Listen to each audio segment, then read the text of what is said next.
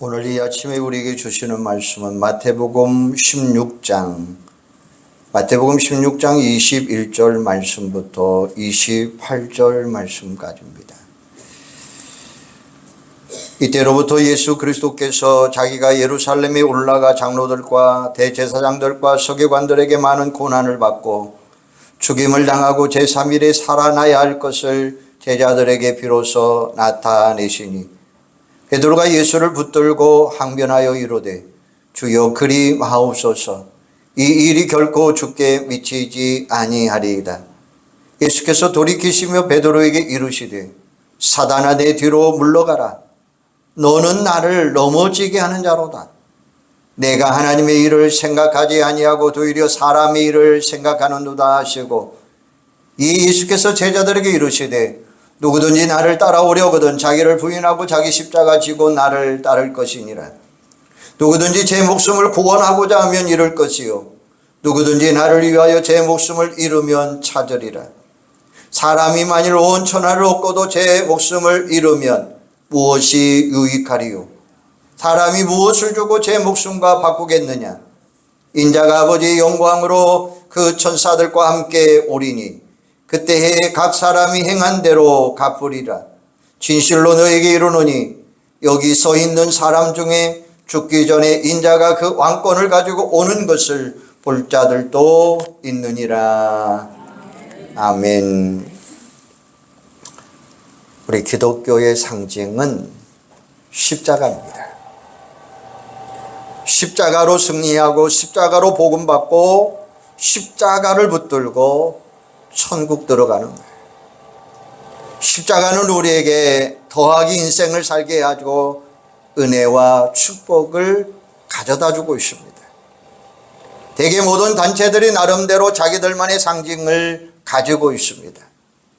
공산주의는 망치와 낫, 말 그대로 망치와 낫을 들고 열심히 일한다는 뜻이죠. 불교는 만자나 연꽃이 상징이고 유대교는 다윗의 별이 상징합니다. 이처럼 우리 기독교의 상징은 바로 십자가입니다. 십자가는 하나님께서 우리에게 주신 최고의 선물이요 축복이요 은혜요 구원의 역사를 의미하고 있습니다. 고린도전서 1장 18절에 보면 십자가의 도와 멸망한 자들에게 미련한 것이요 구원을 받는 우리에게는 하나님의 능력이라 말씀하고 계십니다. 이런 십자가의 의미를 모르고 살아가는 삶은 결코 멸망하게 되지만 십자가의 의미를 알고 믿고 구원을 받는 사람에게는 하나님의 놀라운 능력이 나타나게 됩니다. 우리가 지금 살아가고 있는 삶의 연장 속에서도 하나님께서 십자가를 통해서 우리에게 능력을 베풀어 주시고 천국에도 십자가의 능력으로 들어가게 됨을 저와 여러분은 분명히 믿으시기를 바랍니다. 본문 21절에 보면 이때로부터 예수 그리스도께서 자기가 예루살렘에 올라가 장로들과 대제사장들과 서기관들에게 많은 고난을 받고 죽임을 당하고 제3일에 살아나야 할 것을 제자들에게 비로소 나타내시니라고 말씀하셔요. 예수님께서 공생의 사건을 통해서 제자들에게 자신이 하나님의 아들인 것을 말씀하는 믿음의 확신을 심어주고 있습니다. 그리고 총 4번에 걸쳐서 십자가의 고난과 죽음을 예고해 주셨어요. 오늘 말씀이 첫 번째 내용입니다. 가이사랴에 있는 빌립보 지방에서 예수님이 제자들에게 사람들이 나를 누구로 하느냐? 라고 물었습니다. 그때 제자들이 더러는 엘리야, 더러는 세례 요한입니다. 라고 대답합니다. 그러자 예수님이 다시 한번 묻습니다. 그러면 너희들은 나를 누구랴 생각하느냐? 라고 묻습니다. 그때 베드로가 대답합니다. 주는 그리스도시요 살아계신 하나님의 아들입니다. 라고 신앙을 고백합니다. 예수님께서 그런 베드로에게 칭찬을 주시면서 바요나 시몬아 내가 복이 있도다. 이것을 내게 알게 한 분은 혈육이 아니요 하늘에 계신 내 아버지시니라. 너는 베드로라. 내가 이 반석 위에 내 교회를 세우리니 음부의 권세가 이기지 못하리라. 내가 천국 열쇠를 내게 주리라 라고 말씀하시면서 베드로를 축복해 주셨습니다. 그 후에 바로 예수님이 고난을 당하시고 십자가에 달려 돌아가실 것을 말씀해 주셨지만 제자들은 예수님의 말씀을 이해하지 못했습니다. 오늘 말씀을 보면 예수님께서 예루살렘으로 올라가셔서 장로들과 대제사장들과 서기관들에게 많은 고난을 받고 죽임을 당하고 제3일에 살아나야 할 것을 비로소 나타내셨다라고 말씀하셔요. 예수님께서 이런 깊은 진리를 제자들에게 자세하게 설명해 줘요. 그때 베드로가 예수님을 붙들고 마치 이렇게 항변합니다. 주여 그리 마옵소서. 이 일이 결코 주께 미치지 아니하리라 라고 말씀해요. 그때 예수님이 뭐라고 베드로에게 말씀합니까? 사단아 내 뒤로 물러가라. 너는 나를 넘어지게 하는 자로다. 내가 하나님의 일을 생각하지 아니하고 도리어 사람의 일을 생각했도다 라고 말씀하시면서 베드로를 아주 무섭게 책망하셨습니다. 방금 전에 예수님이 바요나 시몬아 내가 복이 있도다. 내가 천국 열쇠를 내게 주르라 라고 칭찬을 들었던 바로 그 베드로가 사단이라고 하는 무서운 재앙을 듣게 되는 겁니다. 왜 그렇게 되었을까요? 베드로가 하나님의 일을 생각하지 아니하고 사람의 일을 생각했기 때문이라는 거예요. 여러분, 하나님의 일이 뭡니까? 하나님을 기쁘게 하고 하나님께 영광 돌리고 하나님의 뜻을 따라가는 것이 하나님의 일입니다. 그렇게 하는 것이 비록 힘들고 고통스럽고 어렵지만 하나님의 일이라면 무조건 순종하겠습니다 라고 하면서 따라가는 것이 바로 하나님의 일이라는 말씀이에요. 우리는 지금 사순절을 보내고 있습니다. 여러분들은 예수님께서 나를 위하여 겪으신 십자가의 고난을 묵상하면서 감사와 찬송과 영광을 돌려야 할 것입니다. 오늘 말씀을 통해서 우리는 세 가지 중요한 내용들을 한번 살펴보려고 해요. 첫째는 하나님의 일을 가장 우선적으로 생각하는 것입니다. 이 말은 우리에게 하나님의 일이 있고 또 사람의 일이 있다는 거예요. 우리도 십자가 지고 가려면 하나님의 일을 먼저 생각하는 성도들이 되어야 돼요. 그런데 오늘 본문의 말씀을 보면 베드로가 예수님의 말씀에 정반대되는 주장을 합니다. 예수님이 말씀하신 내용을 제대로 이해할 수가 없었습니다. 그리고 예수님의 말씀에 불순종하려고 했습니다. 여러분, 우리는 항상 하나님의 말씀에 순종하는 삶을 사셔야 돼요. 예수님께서 베드로에게 사단아 내 뒤로 물러가라. 너는 나를 넘어지게 하는 자로다 라고 말씀하실 때에 베드로가 얼마나 당황스러웠을까요? 그래도 베드로는 예수님을 굉장히 생각했던 말입니다. 하지만 그럴지라도 그것이 하나님의 뜻이 결코 아니었다고 하는 것입니다. 예수님이 이 땅에 오신 목적이 뭡니까? 십자가의 죽음을 통해서 우리를 구원할 것이고 부활을 통해서 하나님의 영광을 올려드리는 것입니다. 하나님의 일은 예수님이 십자가에 죽으시고 다시 부활하시는 것인데 베드로는 그것을 이해하지 못하고 그런 일이 예수님께 결코 일어나서는 안 됩니다 라고 지극히 인간적인 생각을 그에게 말하고 있는 거예요. 하나님의 뜻을 그는 전혀 깨닫지 못했다고 하는 거죠.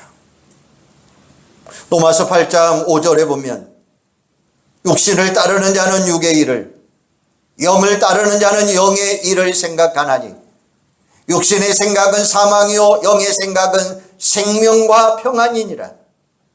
육신에 있는 자들은 하나님을 기쁘게 할 수 없느니라 라고 말씀하셔요. 우리는 늘 하나님을 생각하고 하나님을 먼저 생각하셔야 돼요. 사람의 일을 먼저 생각하면 안 돼요. 세상적인 지혜를 가지고 일해서도 안 돼요. 악을 도모해서도 안 되고 악에 빠져서도 안 돼요. 하나님의 일을 먼저 생각하려면 항상 깨어 기도하는 여러분들이 되기를 주님의 이름으로 소원합니다. 이스라엘의 지혜서인 탈무드에 보면 이렇게 말하고 있어요. 하나님께서 당신에게 요청하는 그 일을 하라. 그러면 당신은 성공자가 될 것이다 라고 이야기해요. 하나님이 우리와 함께 하시면 반드시 성공이다라고 하는 이야기예요. 하나님이 우리와 함께 하시면 우리는 반드시 승리라고 하는 말씀입니다. 그렇지 않고 내 욕심대로 살면 그 인생은 불행으로 끝나버리는 거예요. 우리 주변에 보면 그런 사람들이 얼마나 많은가요? 우리는 하나님의 뜻과 사람의 뜻을 분별할 줄 아는 여러분들이 되기를 주님의 이름으로 축원합니다. 어떤 청년이 택시를 탔어요. 그런데 왼쪽에는 예쁜 아가씨가 앉아있고 오른쪽에는 좀 덜 예쁜 아가씨가 앉았던가 봐요. 청년이 한가운데 앉았어요. 택시가 왼쪽으로 가면 주여 시험 들게 하지 않게 하옵소서라고 기도해요. 또 오른쪽으로 가면 주님 뜻대로 하옵소서라고 이렇게 기도한다는 거예요. 무슨 말입니까? 오늘 많은 사람들이 이 청년과 비슷한 삶을 살고 있다는 거예요. 하나님의 뜻과 자신의 뜻을 구분하지 못하고 자신만 생각하다가 하나님께 불순종하는 경우가 얼마나 많이 있느냐라는 것입니다. 우리가 하나님의 일을 가장 우선적으로 생각하려면 사람의 생각을 버리고 하나님의 말씀 앞에 나가시기를 바랍니다. 그때 우리가 하나님의 일을 생각할 수 있다고 하는 사실이에요. 두 번째는 자기 십자가를 지시기를 바랍니다. 누구든지 나를 따라오려거든 자기를 부인하고 자기 십자가 지고 나를 따르라. 오늘 24절은 말씀하고 계셔요. 여기 보시면 뭐라고 말씀합니까? 누구든지 나를 따르려거든 자기를 부인하고 자기 십자가 지고 나를 따를 것이니라. 예수님을 따르는 삶에 대해서 말씀하고 있어요. 예수님을 따라가는 삶이란 곧 말씀에 순종하는 거예요. 우리가 말씀에 순종하는 것이 가장 기본되는 삶이고 축복을 누리는 삶이고 하나님께 영광 돌리는 삶이에요. 그런데 우리가 예수님을 따라가기 위해서는 무엇보다도 먼저 자기 부인을 해야 돼요. 자기 부인이다라고 하는 이 말은 내 안에 있는 내 욕심을 버리라라는 말씀입니다. 자기 십자가 지고 나에게 주어진 사명을 믿음으로 감당하라는 거예요. 이게 바로 자기를 부인하는 삶이에요. 십자가는 원래 죄인들이 죄수들을 죽일 때 사용했던 형틀입니다. 그런데 그 십자가에 예수님이 달려 죽으심으로 말미암아 십자가의 의미가 완전히 달라졌어요. 저주의 상징이었던 십자가가 희생과 헌신과 사랑을 의미하는 단어가 된 거예요. 십자가 진다라고 하는 이야기는 내가 비록 손해를 본다거나 내가 원하지 않는 일을 할지라도 그것이 맞는 길이고 하나님의 뜻이면 거기에 무조건 순종하라는 말씀입니다. 그 십자가 지고 예수님 따라가라라고 말씀하고 있어요. 누구든지 제 목숨을 구원하고자 하면 이룰 것이요 누구든지 나를 위하여 제 목숨을 잃으면 찾으리라. 사람이 만일 온 천하를 얻고도 제 목숨을 잃으면 무엇이 유익하리요? 사람이 무엇을 주고 제 목숨을 바꾸겠느냐라고 말씀해요. 우리에게 가장 중요한 것이 있다면 그것은 바로 생명입니다. 생명은 어떤 것과도 바꿀 수가 없습니다. 그런데 마태복음 10장 38절 보면 자기 십자가 지고 나를 따르지 않는 자도 내게 합당하지 아니하리라. 자기 목숨을 얻는 자는 잃을 것이요 나를 위하여 자기 목숨을 잃는 자는 얻으리라 라고 말씀하셔요. 무슨 뜻입니까? 우리가 생명을 잃는 한이 있더라도 자기 십자가 지고 따라가라는 말씀입니다.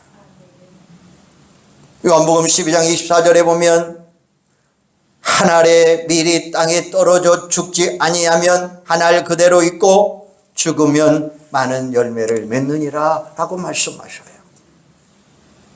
씨앗이 땅에 떨어져서 땅 속에 들어가야 싹이 나고 꽃이 피고 열매를 맺게 되는 것이지, 씨앗이 땅 속에 들어가지 아니하면 무슨 의미가 있겠느냐는 거예요. 토마스 아켄퍼스는 이런 말을 합니다. 참고 순종하면서 십자가를 치라. 그러면 그 십자가가 너를 저어줄 것이다 라고 이야기해요. 지금 비록 힘들고 어려워도 십자가 지고 가면 그 십자가가 언젠가는 나를 영화롭게 한다는 거예요. 어떤 성도가 십자가 지고 가다가 무거우니까 자르고 또 자르고 나중에는 내 등에 딱 맞는 것을 지게 되었어요. 그런데 얼마 후에 눈앞에 깊은 계곡이 있고 거기를 건너려면 내가 지고 온 십자가를 다리로 놓아야 되는데 무겁다고 힘들다고 불편하다고 다 잘라버려서 길이가 모자라 건너갈 수가 없었어요. 다른 사람들은 자기들이 지고 온 십자가를 다리로 삼아 다 건너갔는데 자기 혼자만 건너지 못하고 발망 동동 구르다가 잠에서 깨어나고 말았어요. 그때 그가 이런 기도를 합니다. 비록 내 십자가가 무겁고 힘들어도 내가 꼭 지고 가게 하옵소서라고 기도했다는 거예요. 우리가 잘 아는 미국의 레이건 대통령 한번 생각해 보세요. 그는 영화 배우죠. 그런데 하도 인기가 없어서 삼류 배우입니다. 레이건의 첫 번째 부인은 인류 배우였기 때문에 삼류 배우인 그가 항상 못마땅했습니다. 그래서 결코 이혼을 하죠. 그리고 두 번째 부인인 낸시는 레이건의 내조를 잘해서 결국 그를 미국의 대통령으로 만들어요. 그리고 자신은 대통령의 부인이 되어서 TV나 신문에 항상 함께 나오게 됩니다. 여러분, 첫 번째 부인이 그 모습을 지켜볼 때 어떤 마음이었을까요? 자신의 선택에 대해서 얼마나 후회했을까요? 남편의 십자가도 내가 져야 되고 나중에 남편이 잘 될 때 호강하게 됩니다. 자신의 십자가도 내가 지고 가야 되고 자식의 십자가, 바로 여러분들이 지고 같이 기쁨과 보람을 느낄 수 있는 여러분들이 되기를 바랍니다. 내 주변에 있는 사람들이 나에게 십자가가 될 수 있고 내가 일하는 것이 나에게 십자가도 될 수 있습니다. 우리가 땅에 사는 것 자체가 나에게는 십자가입니다. 하지만 지금 내가 짊어지고 있는 십자가가 나중에는 영광의 면류관이 될 수 있다고 하는 사실이에요. 우리는 각자에게 주어진 십자가 지고 가야 될 줄로 믿습니다. 십자가는 헌신이요 충성입니다.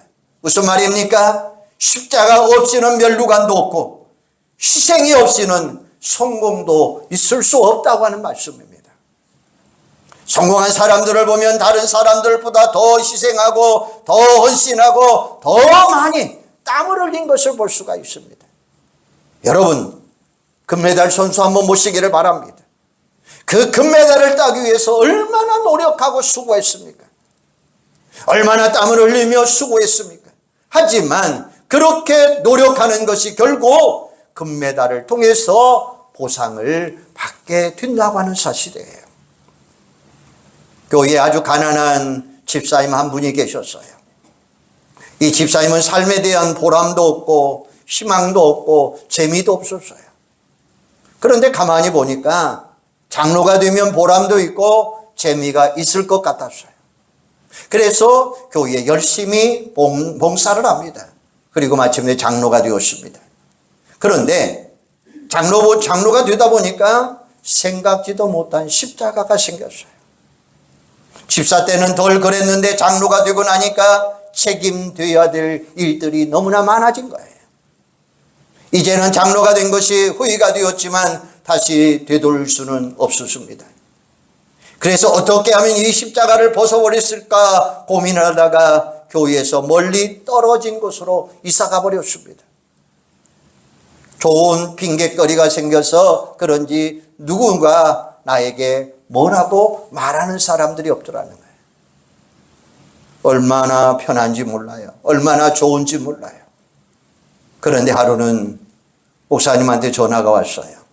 장로님, 이번에 교회를 확장하려고 하는데 새로운 부지를 정하는데 바로 그것이 장로님이 살고 계시는 곳입니다 라고 전화를 받게 됩니다. 그래서 그 장로님이 이제는 어쩔 수 없구나, 억지로라도 내가 십자가 져야 되겠다라고 생각하고 그때부터 정말로 열심히 신앙생활했는데 하나님께서 그 장로님에게 큰 축복을 주셨어요. 장로님이 하시던 중고 매매 장사가 너무나 잘 되어서 교회에서 가장 가난했던 장로님이 가장 큰 부자가 되는 장로님으로 변화가게 됩니다. 우리가 하나님의 일에 충성하면 하나님은 우리에게 큰 복으로 채워주시겠다고 하는 말씀이에요. 우리가 십자가 지지 않으려고 하면 하나님의 축복도 점점 멀어질 수밖에 없습니다. 그러므로 저와 여러분들은 내가 져야 될 십자가 기쁨으로 지고 가는, 그래서 하나님께 축복받는 여러분들이 되기를 주님의 이름으로 축원합니다. 세 번째로 우리가 행한 대로 하나님은 다 갚아주신다는 사실이에요. 27절에 보면 인자가 아버지의 영광으로 그 천사들과 함께 오리니 그때에 각 사람이 행한 대로 갚으리라 라고 말씀하셔요. 하나님은 반드시 갚아주시는 하나님이에요. 축복받을 사람은 반드시 축복을 주시고 벌을 받아야 될 사람은 반드시 벌을 내리신다는 것입니다.